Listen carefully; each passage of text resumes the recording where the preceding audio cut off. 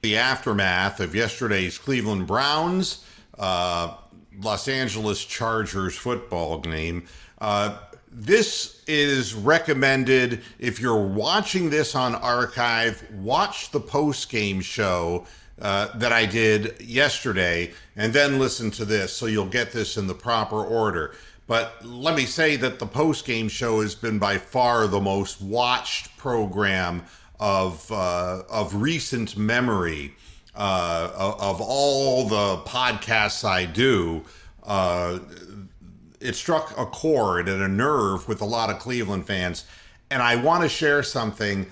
I really would like, not for me, but for the message to really get out on the internet, and for the message in this thing to go more viral, because I think what you're going to hear today is very interesting stuff.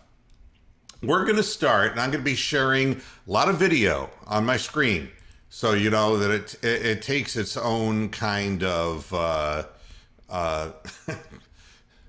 it takes a little technique to do this. All right, so yeah, here we go. I'm gonna I'm gonna dabble away at this and go ahead and share screen. And it's, what am I sharing? What am I sharing?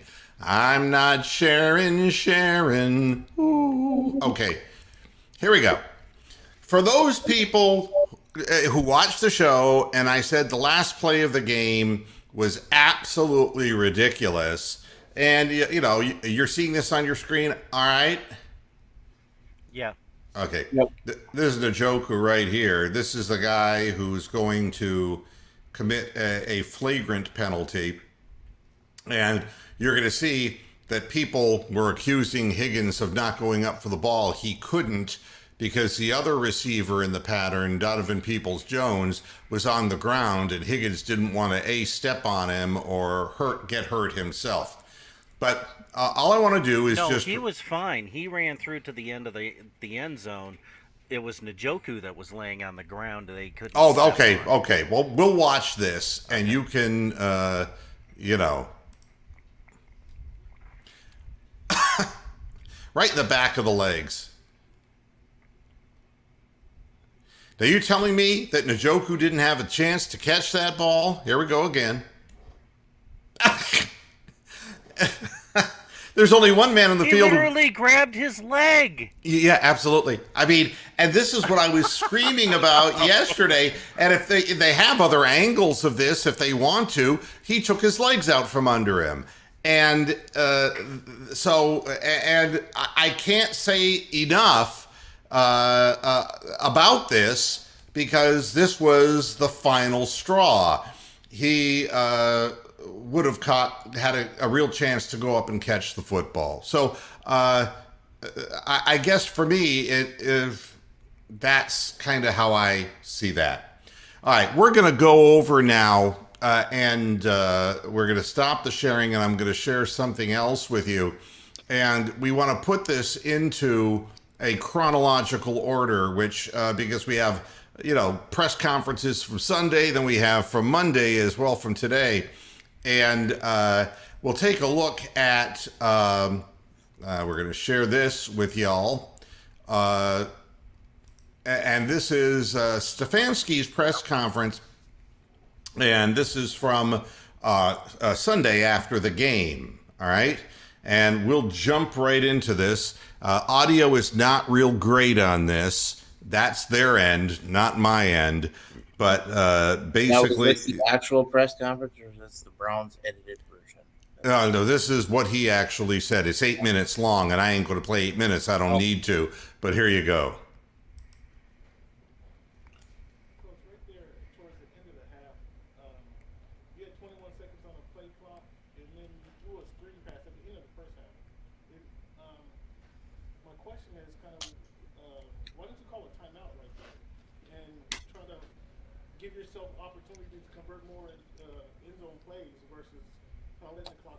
Yeah, that's a good question. I'll have to look at it again, and but off the top of my head, I don't have a good answer for you. But obviously, we need to come through, and I need to come through for our team.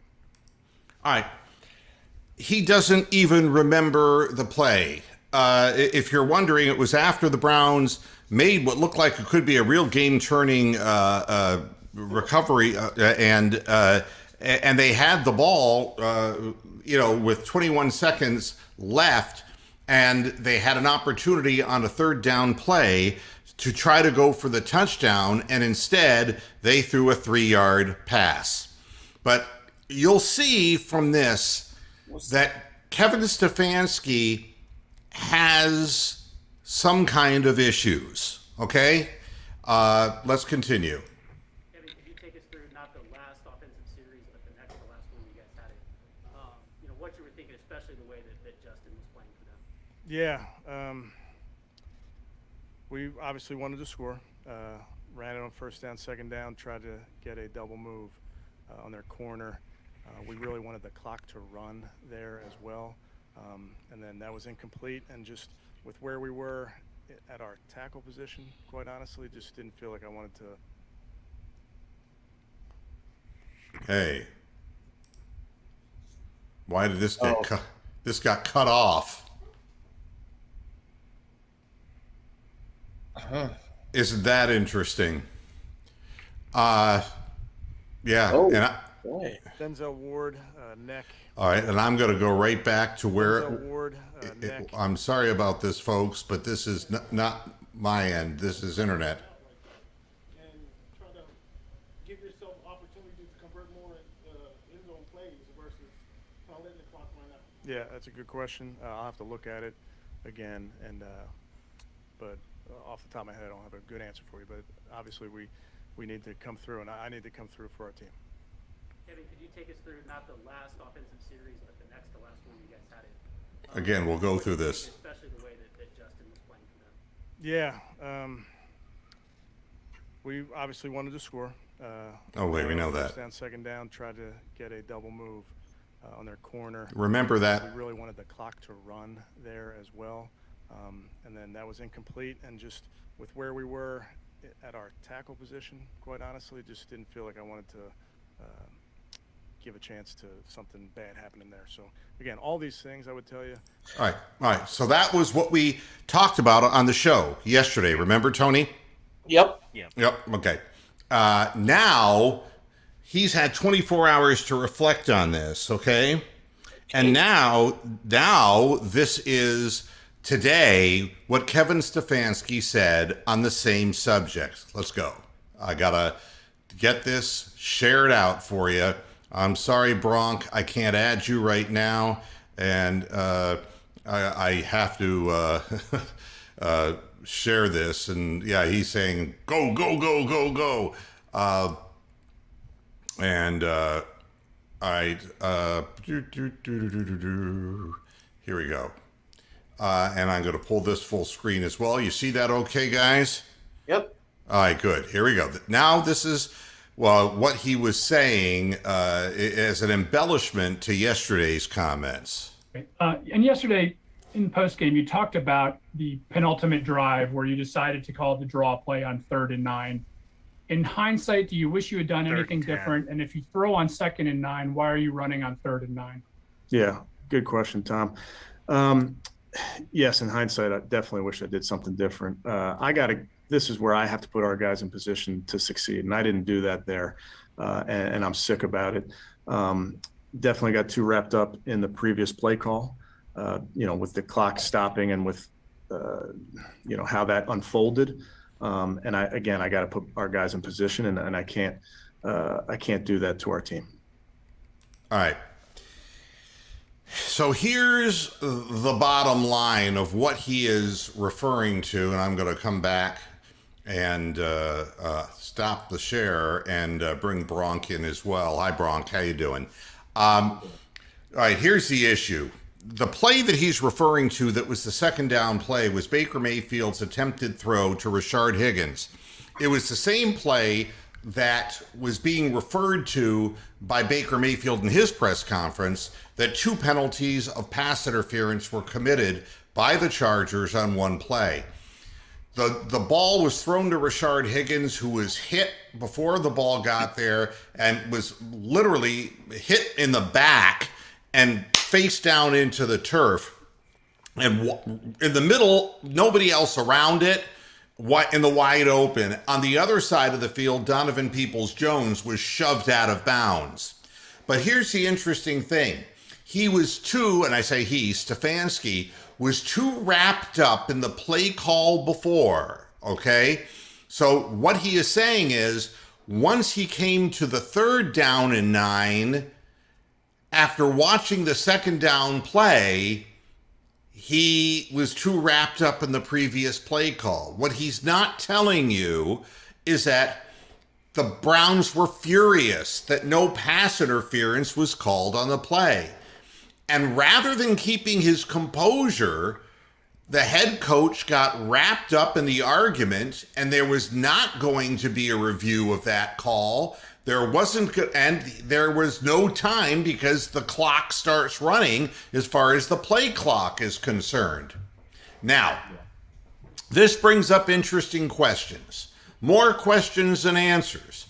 What I can tell you is the harshest interpretation I can give you, and the one that is probably the most accurate and truthful. I don't like conspiracy theories at all. I like to try to interpret what somebody's saying. When somebody says they're too wrapped up in something, that tells me, did he forget it was 3rd down? That's the first question of why he would have handed the ball off up the middle.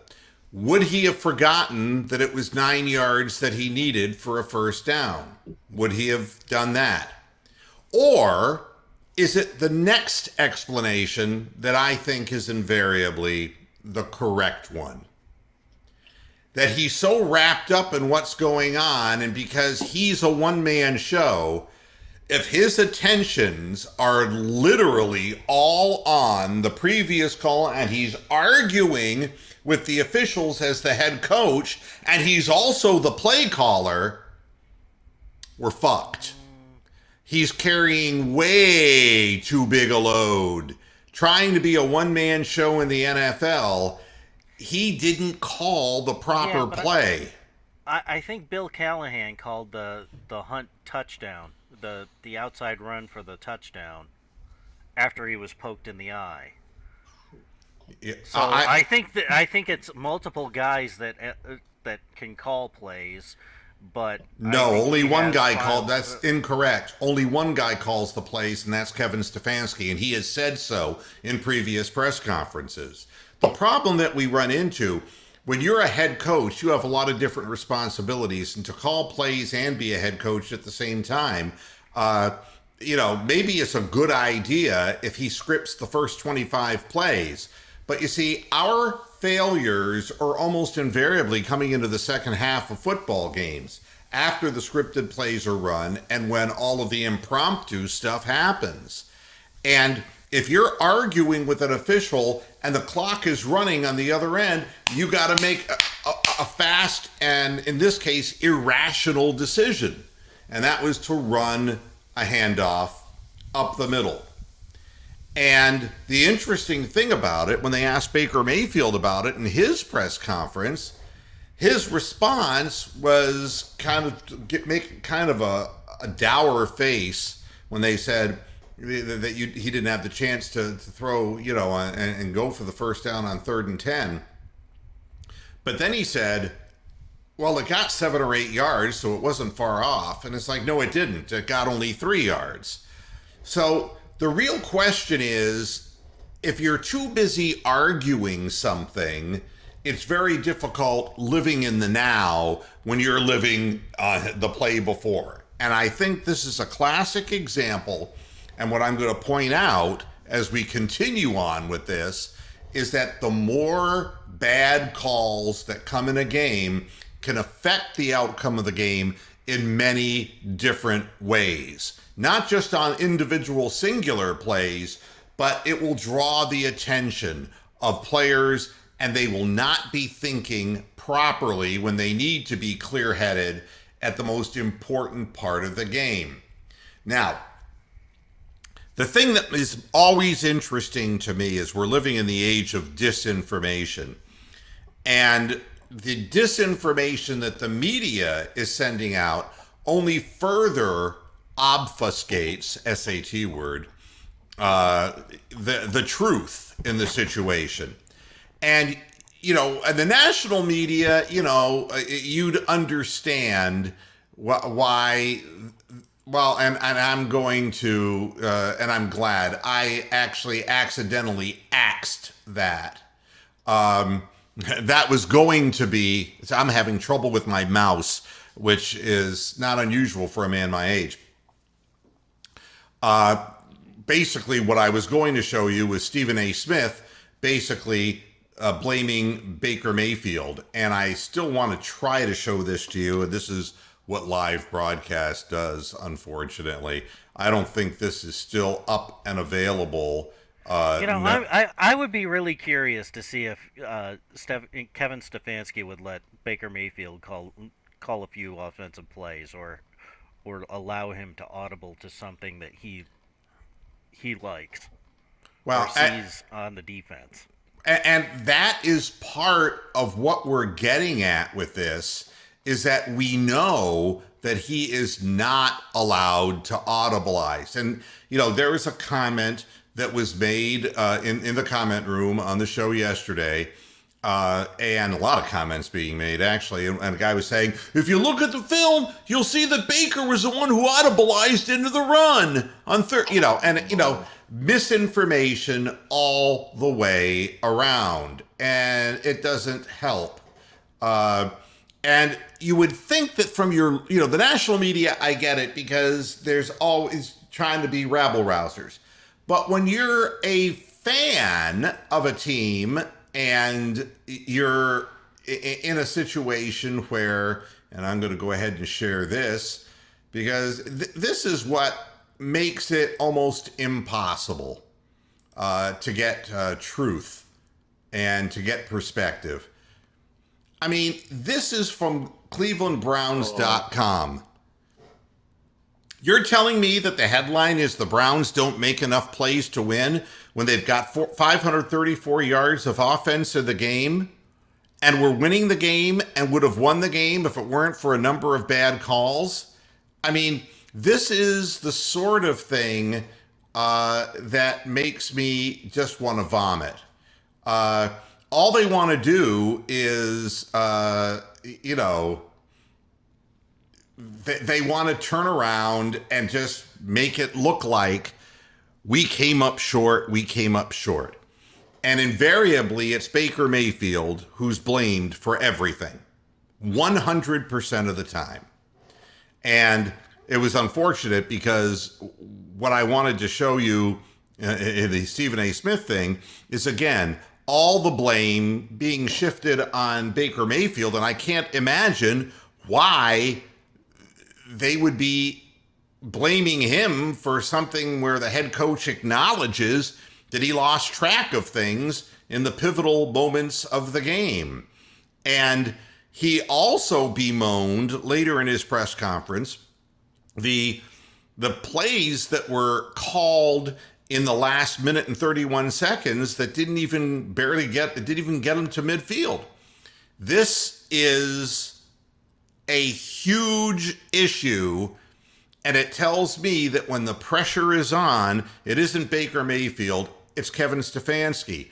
And I'm going to give him the benefit of the doubt for now and say he's overloaded and he's got to get some of that load off and have somebody calling plays for him, because he needs to be focused in more on what's going on. This is too much of a pattern in the second half of games. So, you know, all these we've got to do a better job things, you know, there's 1,000 things that we got to work on and all the ridiculous things. And even Baker saying we didn't make enough plays to win the game. Well, not on 3rd and 10 when you're not allowed to throw the football. You're not going to make any kind of plays. I will share this with you, though, because, and again, stop screen and share screen. I think this is a bit awkward. I apologize. But I will try to get faster at it. All right. See what's in blue? This is Mary Kay Cabbage Head. Oh. this is from your own, Stop. this is from your own home media. It is a site that subscriber exclusive, okay? Oh, you hate They're money. charging Browns fans to fuck their heads up, all right? And all they're doing is towing the NFL's line. I'm going to say this about Cleveland.com. And it's not just Mary Kay Cabot, it's all of them, the whole bunch of them. They're prostitutes, they're whores. It bothers me to the bottom of my soul that people who do this, what I'm doing, for absolutely no money but for our love of the game. I'm going to be wrong about a lot of things, folks, but I'm going to tell you what I truly feel. I'm just not going to tote water for somebody else. I ain't no fucking step and fetch it. But I mean, when you say Mayfield must raise his level of play with all of these amazing young quarterbacks in the NFL, what you're saying is that Mayfield's not one of those amazing young quarterbacks in the NFL. But how can he be when on 3rd and 10, he can't audibilize out of a run up the middle and doesn't get an opportunity to even throw the ball to make the play? These things irritate me tremendously. And the home media just keeps doing this shit. And people wonder why the Browns fan base is as negative as it is. You are what you eat. And the one thing that we have found out since the pandemic is the dissemination of misinformation constantly being pounded on people makes people think some of the craziest fucking things you've ever seen in your life. I'm not going to get into politics, but what I'll say is, and I'll do a simple issue and I'm going to get away from it, all right? And that is, you've got a bunch of crazy people who are marching to defund the police when there are more guns on the street and it's less safe to live in America than it's ever been. That's all I'll tell you. That's how wide the difference is, and it's because people latch on to different disinformation that they're barraged with. And it's really unfortunate. I'm going to share something else with you. And all of this is stuff that should not be the case. I shouldn't have to do this, but I'm doing it because this is, again, from clevelandbrowns.com.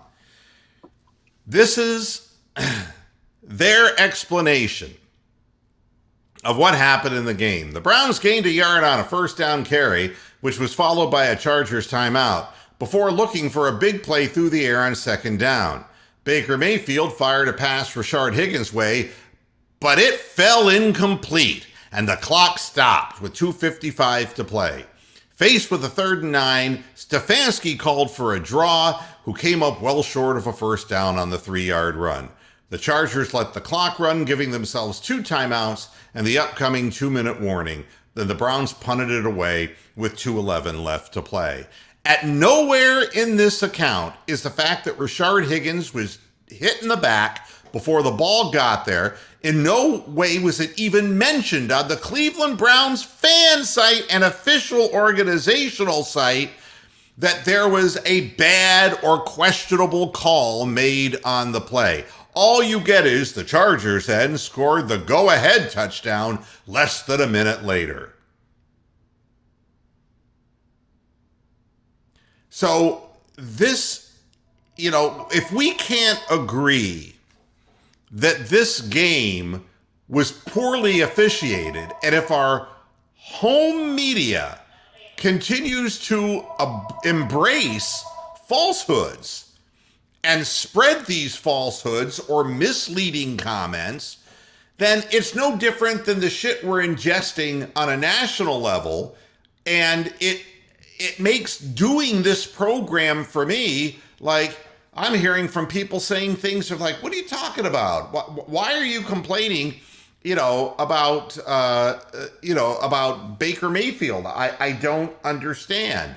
I'm going to share more because this is, I think, more significant than any other part of why the NFL gets away with this. They buy the home media of every single team so that their story gets told in the national media, in the local media, and people like me, I can't accumulate enough viewership on YouTube.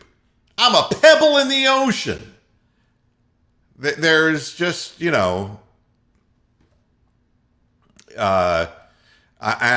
now I got to figure out where this is that I'm looking at, what I'm sharing. Okay, here we go. I think that, why is it not up here?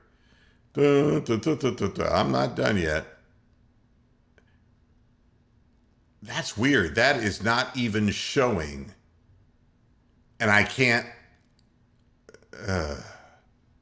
I can't show this for whatever reason. The headline is Odell Beckham Jr. and Baker Mayfield are still a work in progress and time is running out. Now, what does that have to do with the price of tea in China?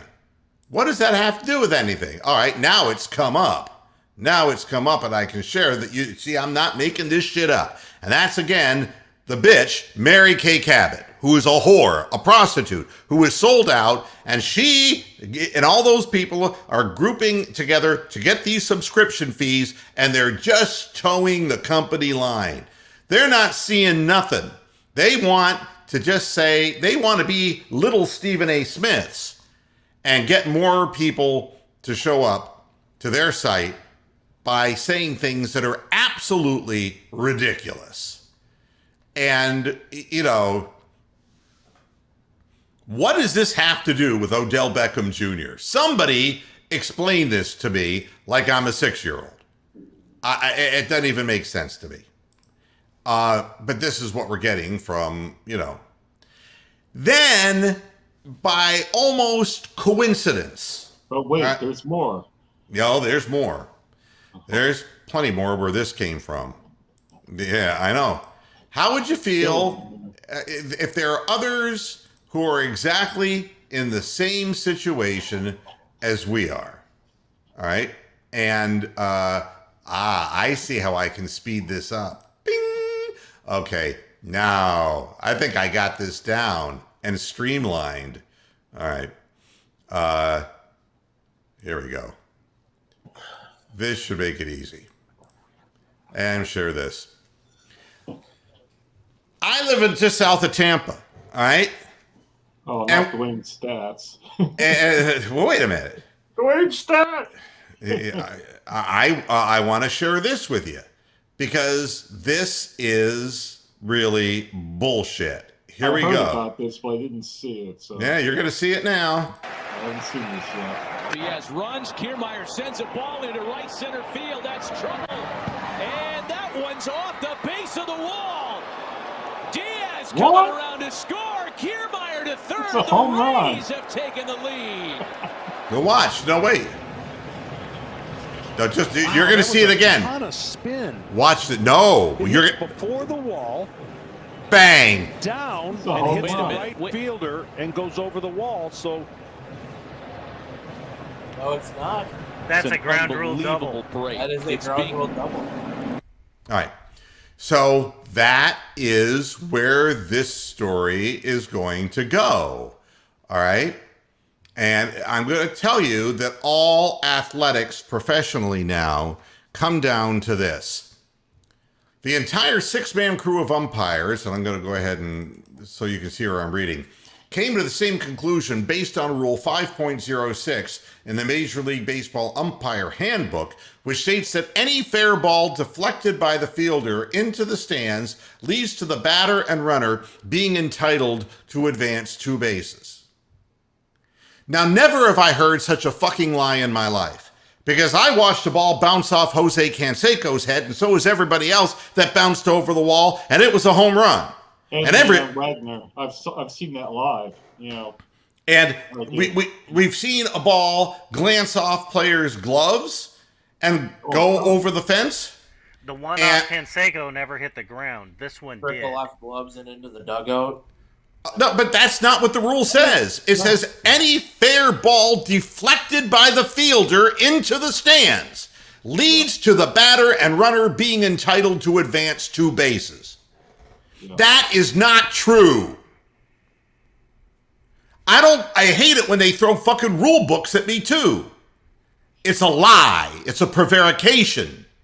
It's an excuse to give the Boston Red Sox, the bigger market, the advantage, and that's in the 13th fucking inning of an extra inning game. And the Rays are fighting to be in the playoffs, and Boston has like the 3rd highest payroll in all of Major League Baseball. And this is what we deal with. And it's not just in football.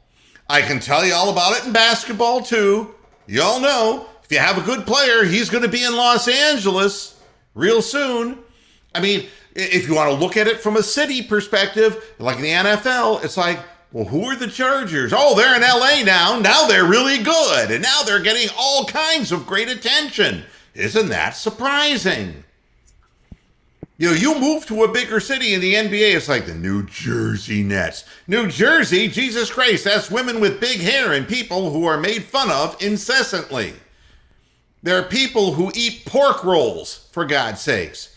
But when you're the Brooklyn Nets and you're the New York City team because you want the fucking Dolans the fuck out of the Knicks organization because it screwed up the Knicks organization, you got to build up the other franchise, right? Of course. Does anybody remember, you know, the San Diego Clippers? Nope. Wow, they sure know about the Los Angeles Clippers once Ballmer bought them, don't you? Yeah, don't forget when Donald Sterling was the fucking owner, and yet Quentin Richardson jumping up fucking 60 shots a fucking game. That's right. But you go to the bigger community, and so the Nets, you know, they're suddenly good. I mean, and so the Chargers now are getting all kinds of national attention. That's kind of the way it plays out. I'm going to share something else to you. All right? Sometimes there are things that don't go away. And again, let me go ahead and share this with y'all because I think that this is going to paint a very vivid picture for people so that you all understand what I'm getting at. Somebody digs up John Gruden's 2011 email? You're telling me 10 years after a man emails something, out of nowhere, this materializes. Yep. The goddamn league doesn't want the Raiders to win. No. They've had an issue with the goddamn Raiders ever since Al Davis owned the team. For 40 years, they've had an issue. 50 years, maybe. They've been the bad boys of the NFL. And now all of us... All of a sudden, they're looking to the Bears, and Justin Fields looks like a superstar. There you go. Now they were 3-0, and it's like, we can't have this. 2 losses in a row. And now we're going to hold up his 2011 emails, and we're going to try to humiliate him because that's just the way the NFL works. And all of these things, you know, are not coincidental. They're not coincidental. All right? It's... how would you like to be paying for a service? And I'm going to do it again because this for me. Please. I'm just, this is for me. This is for my soul. It's your show. It's your show. But yep. Me and other people have post-traumatic stress already about all this shit. All right, here we are. This is takeaways after the game. All right. Oh no. All right. Oh yeah. Oh yeah. Oh yeah. Shit, anyway. Well, look. So this woman up here, who I've been talking about, who's one of the bunch. This is what she takes away after watching their team get fucked in the ass. All right. This is, here we go. Why am I getting an ad? I'm sorry, folks. That's all right. You always let them always. This is more interesting than fucking. Right.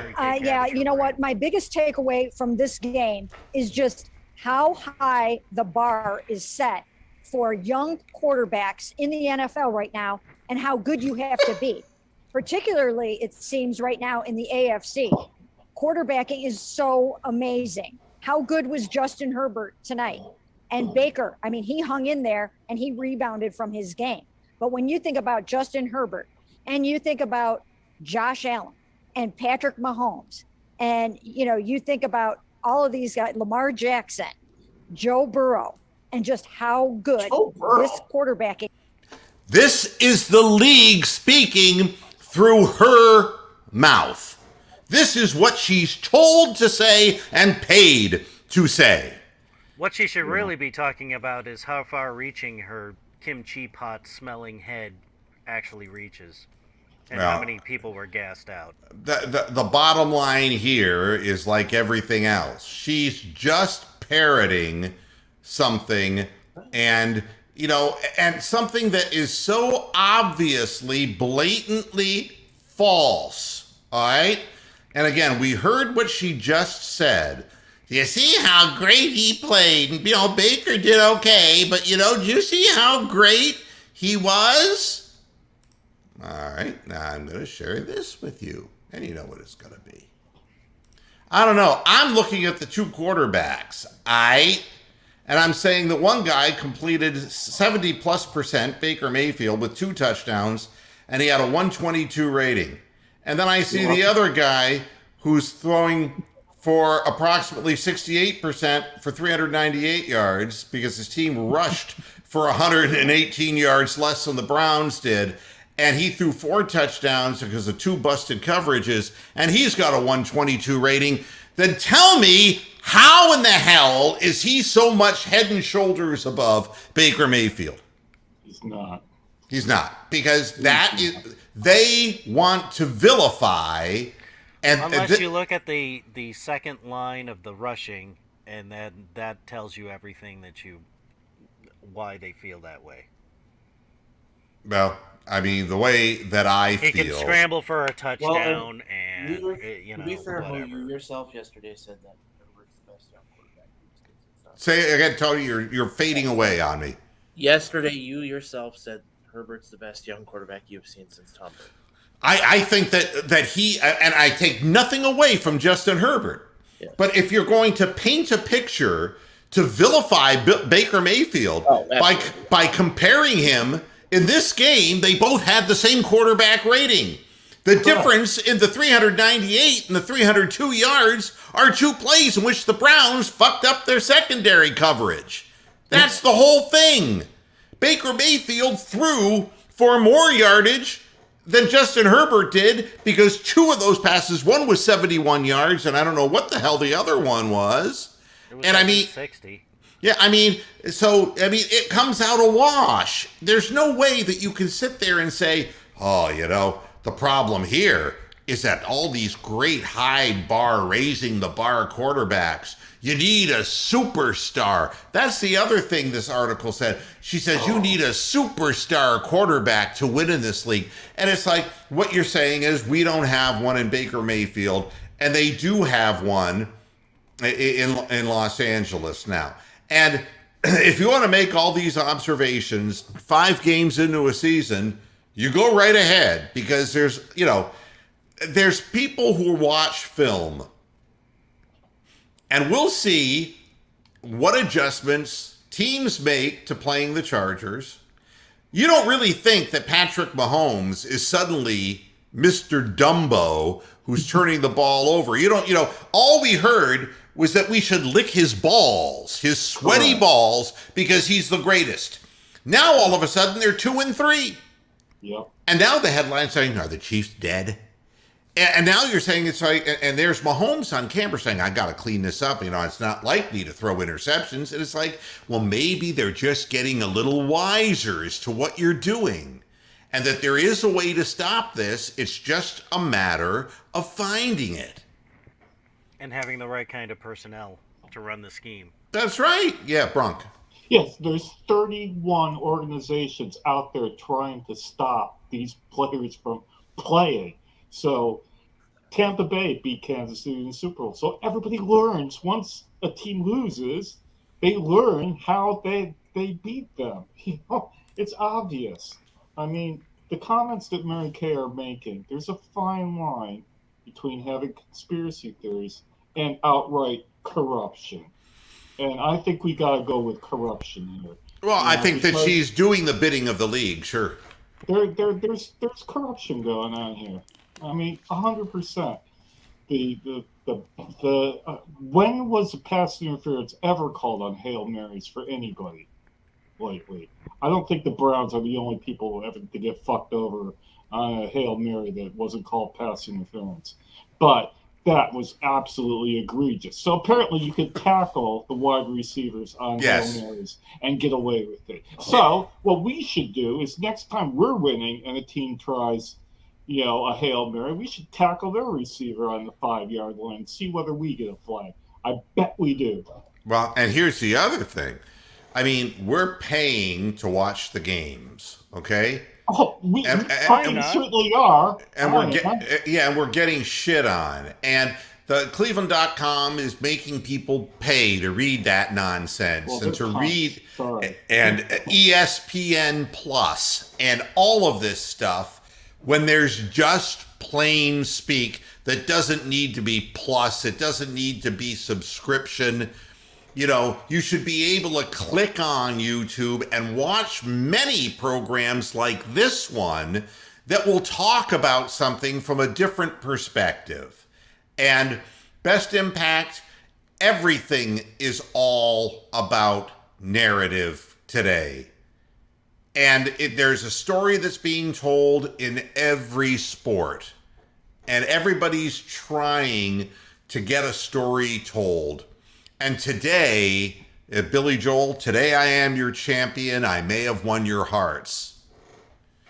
But I'll just go cold if I don't get sold.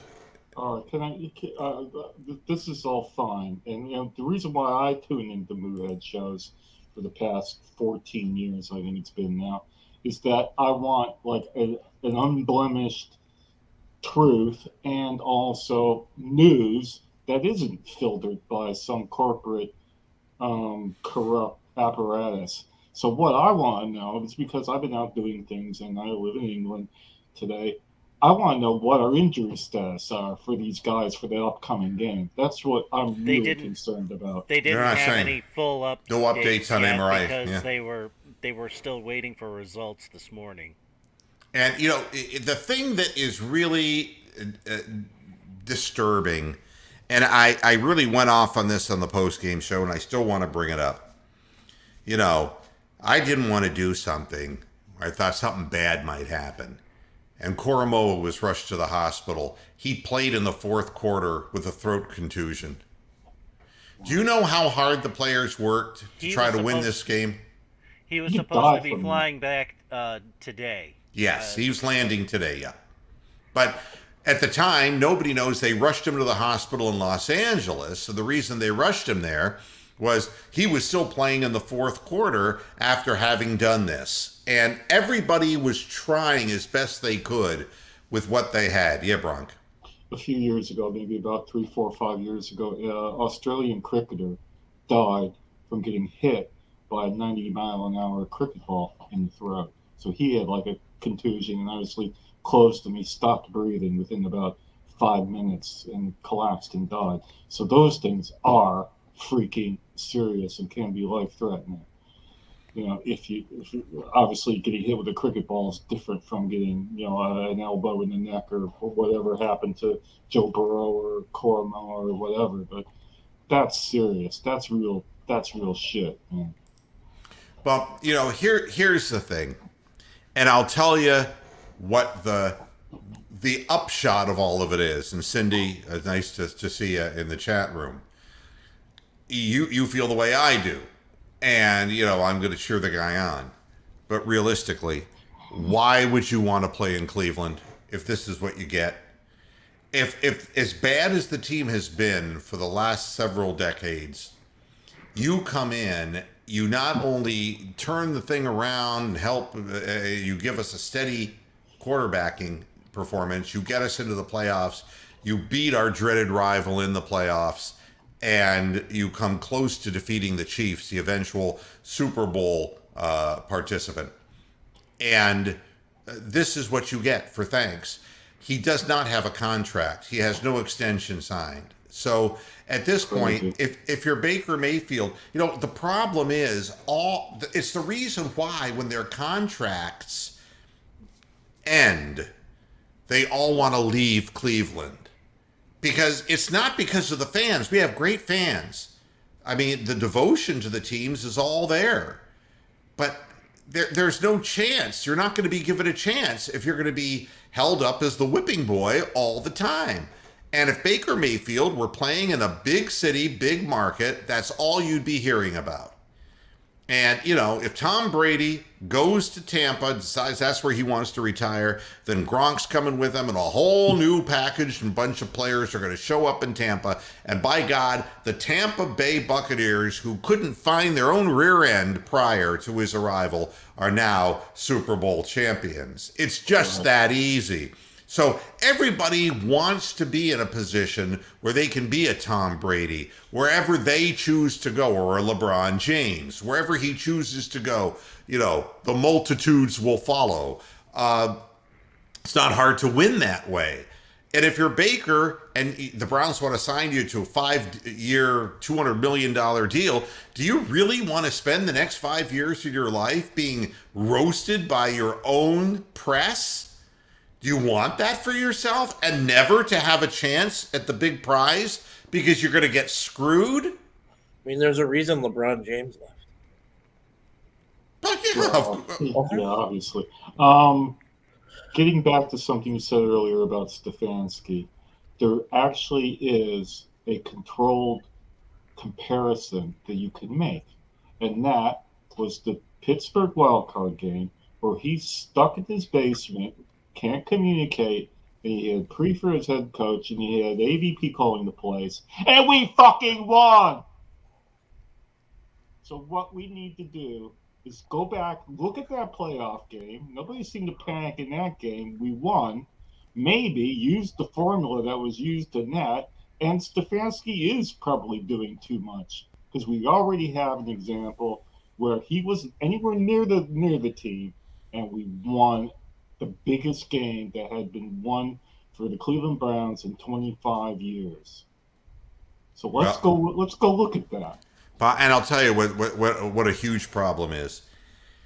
The blind spot in Kevin Stefanski, which leads to the 3rd and 10 draw play, is his refusal not only to give up play calling, but his refusal to let Baker Mayfield audibilize at the line of scrimmage. What that tells me is that he's a control freak and that he does not trust his quarterback with being able to make a line of scrimmage adjustment into a play. And whenever after these games, you could point out a handful of plays, and he'll always say after the game, boy, I picked the wrong one on that. And if you had any faith in your quarterback, I mean, do you really think that if Bill Belichick, when he and his offensive coordinator, one of them, up in New England, called a bad play and Tom Brady came into the line of scrimmage and said, oh my God, they're stacked on the left side of our line and we're going to run a jet sweep to the left? That's a bad idea. I'm going to audibilize out of that bitch of a play. And that's exactly what he would do. Our guy has to run the fucking play. It's common sense. It's just literally common sense. And Baker's a 4-year veteran. For God's sakes, let him play. If he's not ready now, when is he going to be? And in the minds of the organization, is this the way the organization is saying, well, we're gonna justify not paying him the $200 million and let him go someplace else? I don't know what the deal is, but he couldn't have made a worse call. We lost. I mean, the third down draw, 3rd and 9 draw play is Freddie Kitchens-esque. We would have been screaming about that 2 years ago. Absolutely. Or Hugh Jackson mask. You know, it was inexplicable. Oh, did I upset a Boston fan here? You're not from Boston, are you, Joshua? I went to UMass. I know the people up there. Let me tell you something about Boston. It is not the center of the universe. Unlike the people in Boston think, they're not a more prestigious city than New York City. They're the most provincial, narrow people I've ever met in my life. The people in Boston are so gentrified. They're the most bigoted people on the face of the earth. The Irish Catholics in Boston booed Bill Russell.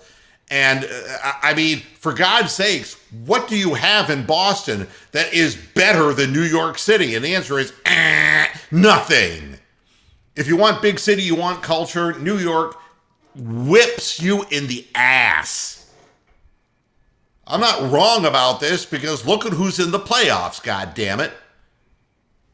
You know, the Dodgers are back in LA, you know, and it's like, look at, oh, hey, Atlanta's back. For a while they were gone, but they're back, by golly. And, you know, and people in Milwaukee are going, oh, shit.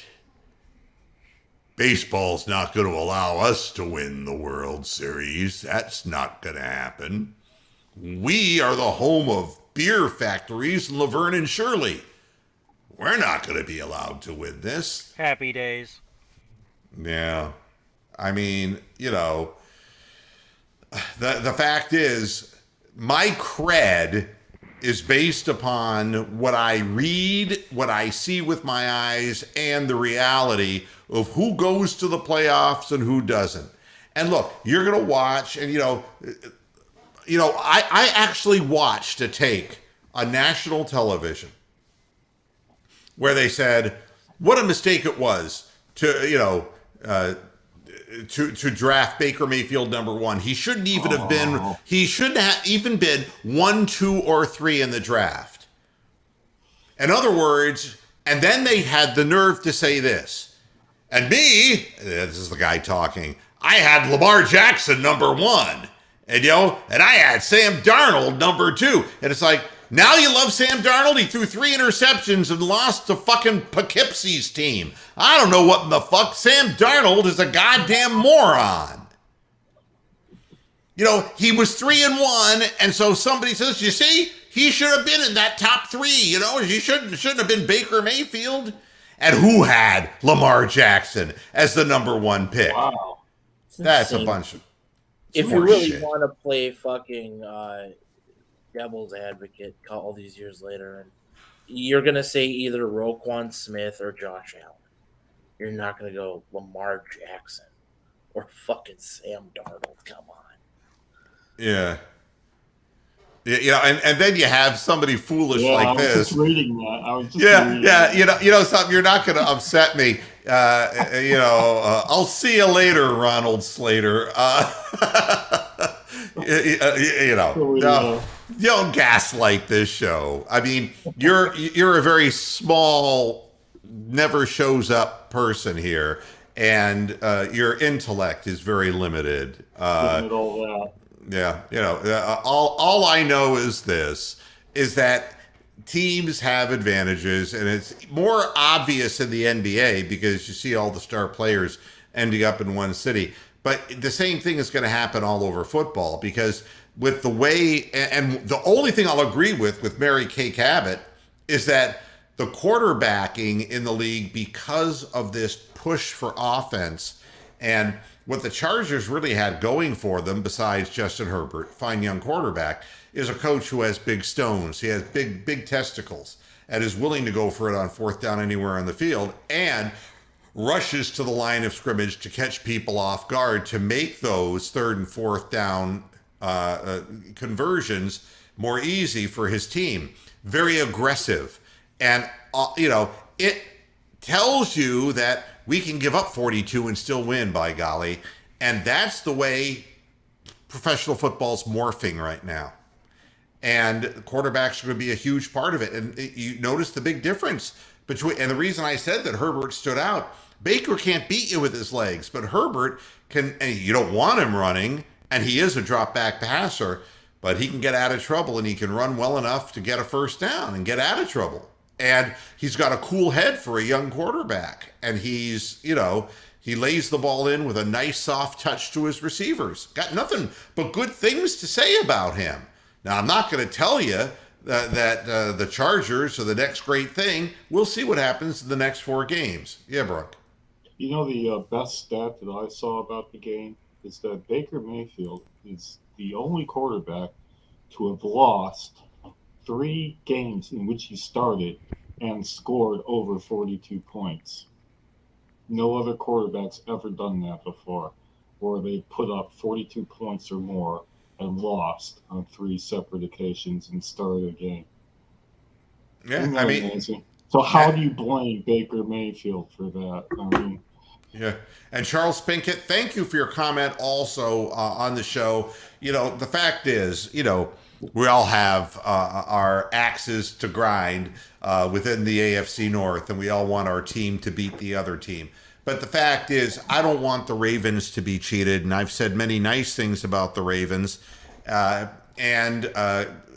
You know, the Steelers have always had the league support, and you know that the Steelers have gotten favorable calls for God knows decades in the league. That goes without saying. That I've had a problem with. But it is upsetting when you watch a game, and even if you're not emotionally involved with the game, and as a Ravens fan, you wanted the Browns to lose, but not that way. Not that way. And I don't want the Ravens to lose tonight that way. Yeah, Brooke. Glad to see you made it, Charles. You know, it was almost like the league wanted the game to end because it had already gone past 25 past the hour. They said, oh, 60 minutes is coming up. Let's make sure the game ends. So we're not going to call any penalty. That's what it felt like to me, that the last minute of that game went by in a freaking blur. So in a way, I give Stefanski a little bit of a mulligan in the sense that it went by so quickly for me watching it that I could see even coaches getting caught up in it. So I'll give them a little bit of the benefit of the doubt. But it was like the league wanted the game to end and not review stuff and not, you know, even on that 2-point call. That was a rushed review. They said, oh, right, straight away, he didn't make it. Well, normally they spend 5 minutes to look at the, 2-point conversion to see whether it was a good one or not. They ruled it out straight away. All right, and I'm sharing this now with you because the headline, Baltimore Ravens receiving trade inquiries on running back, sources say. I mean, so what they're preparing us for, Lamar Jackson doesn't have enough right now with the Ravens to be able to go deep into the playoffs. Yeah. The Ravens have got a bunch of running backs who are running because of a system, and they're a piece of shit. And, they're getting all kinds of trade inquiries from teams wanting these garbage running backs so that the Ravens will be able to leverage deals and get better players into Baltimore. And that's what you're going to see. That's what you're going to see. He needs more help there. And this is the kind of thing that is all 100% league-driven. Feel good about this, Charles. Feel good about this because if you're in the good graces of the NFL, as opposed to being the Cleveland Browns owned by a hick criminal, truck driver, who acquired the company from his dead, deceased father, you're going to be okay. If you get any quality players for the garbage you have in your backfield right now, more power to you. If the league lets that happen, as a fan, I would love to be able to see, it's like, oh my God, we had no right tackle, we had no left tackle. Oh, I would love to have a backup left and right tackle with our running game, that comes out of nowhere, and a former All-Pro who says, something, I want to be traded to Cleveland. I'd love to see it. I didn't turn LeBron James down when he came to Cleveland, nor Kevin Love when he followed him. I did not turn that down. That was our 1 year when Cleveland was in the sun and in the good graces, and it shone brightly. But yeah, I mean, Dearest Johnson could start for the Ravens right now. Yeah, I mean, are you telling me Latavius Murray? You're going to tell me that he's resurrected into a really great quarterback? I don't think that that's the case at all.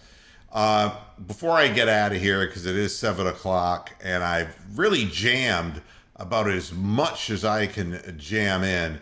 The Pittsburgh Steelers, Juju Smith-Schuster is going to have surgery, out 4 months. Things are getting worse for the Steelers. The Steelers won, but Juju Smith-Schuster was one of the 2 people that that Ben would throw to, and he's gone for 4 months. It's a shoulder dislocation. So, that's that. He lowered his right shoulder, took a hard low hit from Kareem Jackson on a jet sweep. And just like that, on a goddamn end around, wide receiver gone for 4 months. That's kind of how that goes. The other thing that's really funny is they were saying that the Chargers did something that no other football team did in a game in the history of football. They found some, and I didn't even read the article because it's so ridiculous, they found some obscure fact in the game. They're trying to make them look special, and it's annoying as hell. It really is annoying as hell. And again, if I want Justin Herbert to have a good career, but at the same time, you got to blitz him. You got to blitz him right up the middle. You got to do what you got to do to put pressure on him. We did not put enough pressure on him, and when we tried, it was all outside rush. He was able to run right up the gut, split the gut. We've seen that before with Joe Wood's defense. You got to be, we're not sending blitzes in at him, even on the 4th down plays, and forcing him to be sped up. And the game was nice and slow for him, and he looked really good. So, I don't see somebody's saying in the chat that Herbert would have gotten that pass interference call if it was his Hail Mary. There was no way the Browns were going to win that football game. And I haven't even mentioned the fact that we play the Cardinals this weekend and the hype they're getting because they're undefeated. So, this is the unfortunate realities of, the Browns have played well enough in their 2 losses to have won the games. But in both instances, the head coach has factored very strongly in certain indecisive kinds of actions that have ended up hurting the team. Well, maybe he should stay in his basement for the next game, Yeah, I don't know. I mean, we didn't have a problem with play calling the game he didn't call them. And I mean, this is a weakness. This is the weak link in this guy. He wants to do everything himself. Everybody keep telling people that because we were fine in that playoff game.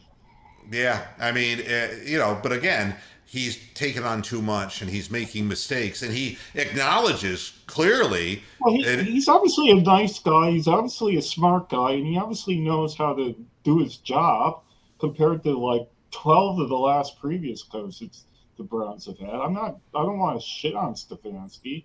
I'm just agreeing with you that if you're a good guy and you take on too much, you're going to fail. Doesn't matter how good a guy you are, Yeah, it's and I don't know what Alistair is referring to. Why were the tight ends so wide open? I saw it was Mike Williams who was always.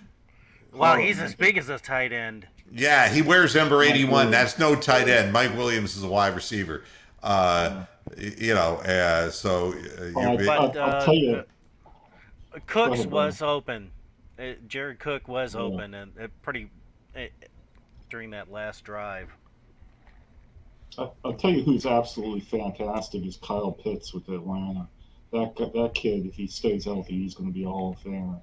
He absolutely lit it up in London. Hey, Caption Fierce, I'll see you on Friday, too. We have a whole week for me to think about what in the hell I want to talk about regarding this game coming up. This was a very bitter pill, and we're coming back home, and this will test the resilience of the team even more because a number of these players are not going to be able to play this coming weekend, and we're going to be going in real shorthanded here, and that's going to be real tough. It's going to be tough for the players, and then God only knows when we're 3-3, then of course the roof will cave in the local press too, because they're going to see, and the league will just egg it on. Hey, step on them, step on them. And the same thing will happen to the Raiders. Step on them, step on them. And you know, if you kick somebody when they're down, we've been there often enough. And when you're the laughing stock of the league, then you get no respect, you get no calls. It's just the same cycle over and over and over again. And a question, why haven't we traded OBJ yet? You know, again, I can't answer questions about something that I know nothing about. You know. Well, for the most part, he's been damaged goods. Yeah, he sure doesn't look like the player that he was when he played for the Giants. Yeah, right? 4 years ago now, almost. Yeah, and, you know, and Ronald, thanks. I appreciate the wishes for good luck. We're going to need all the luck we can get. And, you know... They'll have a better chance of beating the Broncos. Yeah, exactly. You know, but you never know from 1 minute to the next. I mean, teams that look good, the Chiefs look great, then they're 2-3, they have a losing record. Although the Cardinals are very banged up. We can go through their injuries on Friday, but they're pretty banged up too. Yeah. I mean, it ain't going to be easy as the season goes on in the 17-game monstrosity of a season. It ain't going to be easy, that's for sure. Everybody, thanks a lot for sticking with me during this, and I certainly hope that your week goes well. Yeah, Braun, before we're out. Very quick comment. I loved it when you had the kid in from the Vikings or whatever it was. Yes. Keep finding guys, Bears. You keep finding guys in every week to do that. That was a. I've sent out a lot of feelers, and it's hard to get people to reply. It really is. I tried to get a Pittsburgh guy in and didn't respond. There's, you know. Hey, it took me a year and a half to convince Charles to come on over and check us out. Yeah, I know, but I just want to say I enjoyed that point of view, and the lad was really good. And you know, there's more people out there. If there's anybody watching it, you know, from the other teams, you know, we're all fans at the end of the day. We all bleed the same colors. Well, thanks everybody for tuning in, and we'll be back Friday, 6 p.m. Eastern Standard Time to talk about the next game as the season rolls on. Watch us on the replay, Key. Yeah, on the podcast, Keith. Everybody, take care of yourselves, and I'll see you on Friday. Until then, hasta la vista, Pastor Heads. Good night.